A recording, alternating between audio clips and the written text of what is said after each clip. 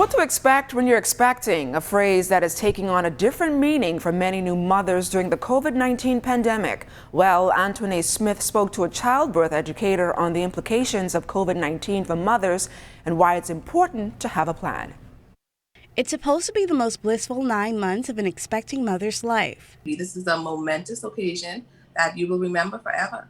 But with the COVID-19 pandemic still afoot, that bliss and euphoria has turned into anxiety and uneasiness for many new mothers.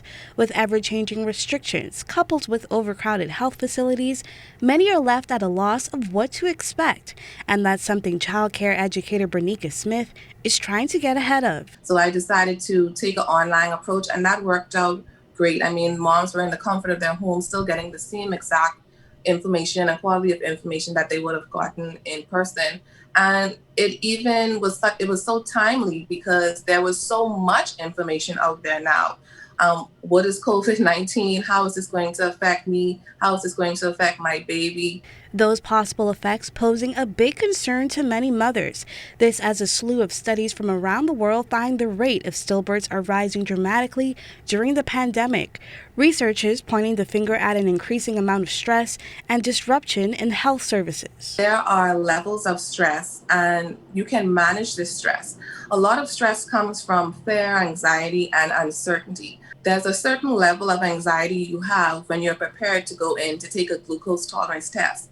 And then there's another level of anxiety and fear that you have when you don't even know what a glucose tolerance test is. So it's important to take a childbirth education class to manage this fear and anxiety that surrounds pregnancy. Smith says the idea is to stay abreast about the different options as many women adapt to birthing plans that include giving birth outside a traditional hospital.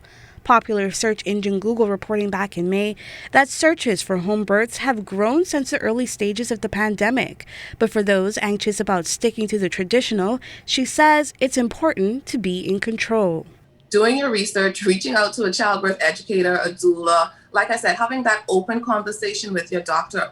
There are still many things that you can do in the hospital that you just have to ask for. You just have to make it known that this is what you want. There are basic human rights at play, and you should not be afraid to ask for what it is that you want for you and your baby. Antoinette Smith, ZNS Network News.